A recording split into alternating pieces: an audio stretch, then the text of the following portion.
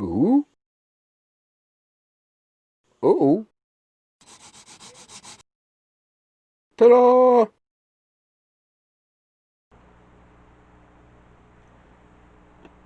Hi everybody! Thank you for joining me today. In this week's video, I'm going to talk about Inktober and 5 things I do to make it through the challenge. If you're already subscribed, welcome back, and if you haven't subscribed yet, I hope you'll choose to do so by the end of this video. Now, Inktober is already underway, and as this video comes out, I am working on day 6 of the challenge, but day 5 will be included in the video playing in the background. Now, my new videos come out every Friday, as long as I stay on schedule, and my Patreon patrons get access to the videos on Wednesdays. So, if you're not on my Patreon, keep an eye out on Fridays for my new videos.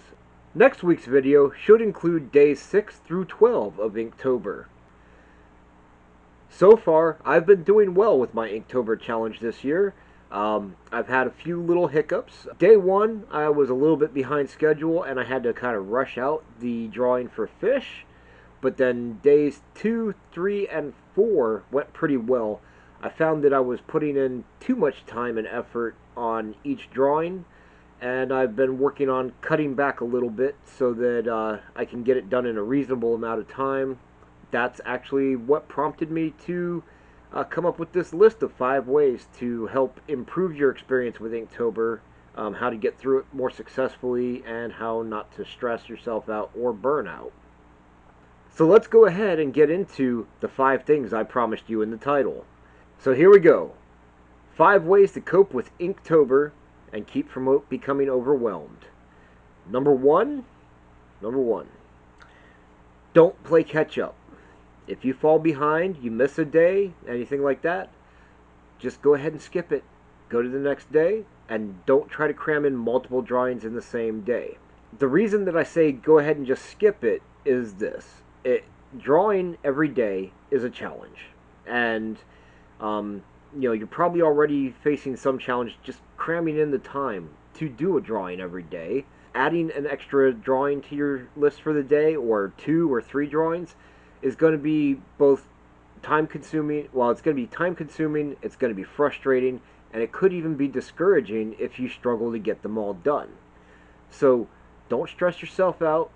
Just do the one drawing for the day and keep going on. Inktober is not about getting it all done every time. It's about doing what you can and building and developing the routine of drawing every day. If you miss a day, just keep on going and try to do better going forward.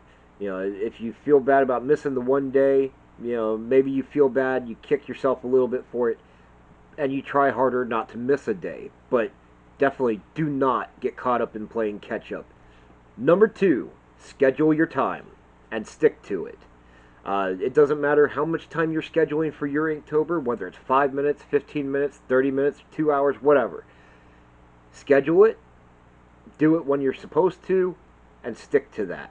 This goes both for getting to your drawing table and doing the drawing, as well as stopping when you're supposed to. Inktober can be a bit of a challenge for anybody, and you're probably already busy with a bunch of things. Pushing off other things that may be more important in the meantime can cause other problems. So, don't overlap into everything. Try to do what you're supposed to do when you're supposed to do it, and that's it. If you have to, force yourself to go to your drawing table and draw for the allotted time that you have. It may be hard at first. You might struggle. You might not really want to do it or whatever. But chances are you started Inktober because you wanted to draw, you wanted to participate, and probably you want to see something happen. You want to see your skills improve. So the only way that's going to happen is if you actually get to that table and you draw. And like I said at the beginning, whether it's 5 minutes or 2 hours, do what you were supposed to be doing or what you've allotted for it, and that's all. Go do it, make yourself do it, whatever.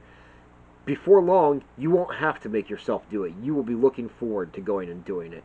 And I promise, if you get through an Inktober, even halfway through an Inktober, you're going to see a difference in your work. Because You're looking at things, you're thinking about things, you're doing stuff. So when you're seeing that kind of improvement, you're going to want to do more because you want to see even more improvement. And again, even if you've only got like 15, 30 minutes, do that time. And you will be surprised by the end of it how much you can get done within that 15 to 30 minutes. I know I was surprised last year when I cut myself down to I think 1 hour or maybe even 30 minutes on my stuff. And I was going at my drawings directly with ink. I wasn't sketching anything out. And I did pretty well. I mean, it wasn't perfect, but it was pretty impressive, even considering that I'm not that good with ink. I have to actually sketch things out first.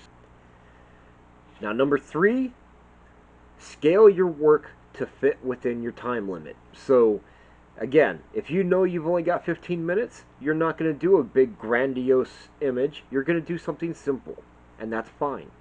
Do what you can do within the time that you've given yourself. If you've got 10 hours for the day, I mean, knock yourself out as long as you can finish it within 10 hours. So as I kind of said, I typically try to give myself about 2 hours for my Inktober drawings. Sometimes I run a little bit over that, even though, like I said earlier, you shouldn't do that. But, you know, usually if I do it, it's early on. I'm like still figuring things out for the year or whatever. I'm getting back into the challenge. But starting today, which as I film this is actually day 6, I'm cutting myself down to 30 minutes on my drawing time, then 30 minutes on my inking time, and I'm gonna see what happens with the coloring. It'll be somewhere between 30 minutes and an hour. So I might only give myself an hour and a half to 2 hours for each of my drawings.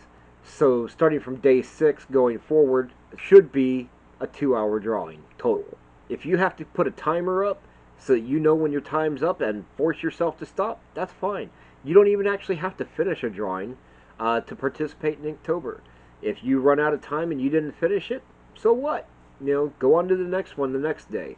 And the thing is, you're going to get faster as you build the habit of drawing every day. So even if you can't finish your drawings usually in 30 minutes, probably if you keep it up by the end of Inktober, you'll probably be sitting there with extra time wondering what else you could do to your drawing before the buzzer goes off. So definitely scale your work to fit within the time limits, and then also make sure you do put in the time, all of the time that you give yourself. Alright, number 4. Keep it loose, keep it simple, and keep it fun. These 3 things will help you to finish whatever you're doing. If you keep your drawings loose and simple, cartoony, whatever, you're going to be able to get them done quickly, but also try to still have fun with it. I mean, if it's not fun, why are we doing it at all, right? So if you look around, you're going to find that a lot of the artists doing Inktober are doing very simple, cartoony graphics for whatever they're creating. I mean, there are exceptions, and, you know, if this is your first Inktober especially, do it as simple as you can, and just nail those things out, and, you know, take pride in the fact that you did participate and you got something done. Everything does not have to be a masterpiece, and everything does not have to be finished, and it doesn't have to be grandiose. Do what you can with the time you've got. But I can't stress this enough. Try to have fun with it. Make sure you're having fun, otherwise you're just going to be burned out.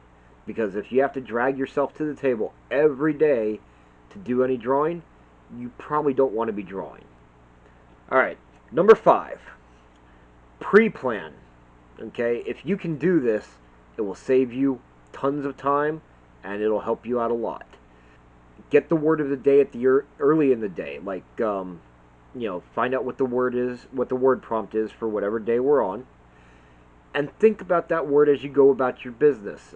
Like if you're working during the day and you draw at night, go ahead and do that. Work your way through your day, and think about the word prompt and what you want to do. Maybe even look up the definition of the word, look at like all the things that you could possibly do to interpret that into a drawing.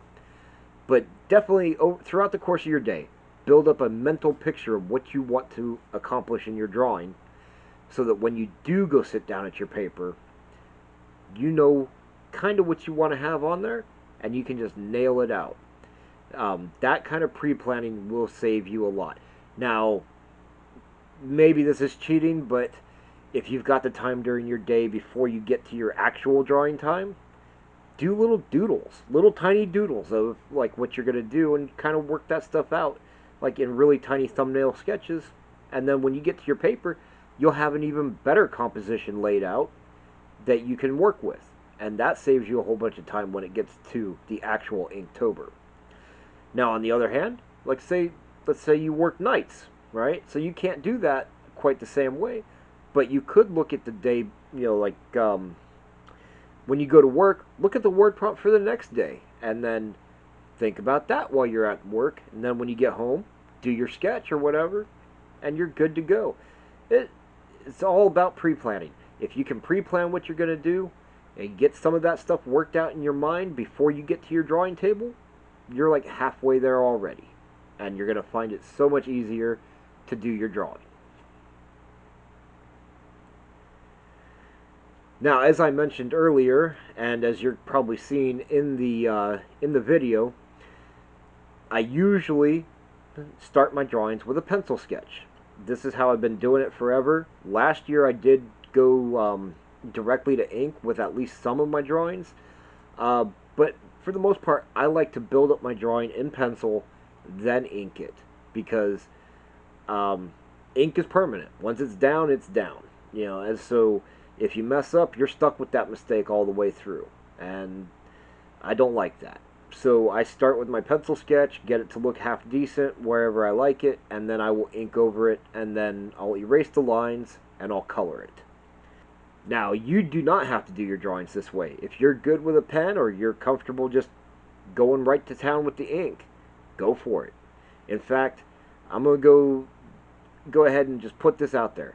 If you like doing digital art, use your digital tablet, draw what you want to do in your digital. If you want to use paint and just paint pictures, and you want to participate in Inktober, then do it. I mean, nobody really cares, except for maybe some purist out there somewhere who probably his opinion doesn't matter to you at all. So, do what you want to do, create. I mean, if you want to sculpt stuff out of clay for Inktober, go ahead. I mean, all the Inktober, the idea behind it really is that you practice a skill every day for 30 days or 31 days, and get closer to mastering your skill by practicing. So have fun. Do whatever it is you do. Now, before I go, I want to say thank you to all of my patrons, to my wife, and to everybody who's following me here on YouTube and on Facebook and Instagram and wherever you might be following me at. I really appreciate all of your support, and I enjoy interacting with all of you on a daily basis. I mean, every time I wake up to a message from somebody, that's kind of like, it's like a treat, I get excited when I see messages in my inbox and whatnot. And I do enjoy replying to you guys and seeing what you're saying. Your support and your interactions really make my day. I mean, I love to talk to everybody that enjoys my work, who wants to talk to me about their work or whatever's going on. If I've got time, I'll talk to you every day. Now, you can help to fund my art by joining my Patreon, buying merchandise from my Pixel site, or buying original artwork pieces from my Etsy store. You can find the links for all of those and my social media in the video description. So I hope you've enjoyed this video. I hope you do choose to subscribe. Go ahead and put a link up here for you, as well as another video that might be relevant. Maybe you'd like to check that out. Thank you so much for stopping by. I hope to see you next time, and take care. And if you're doing Inktober, good luck to you, and I hope everything works out.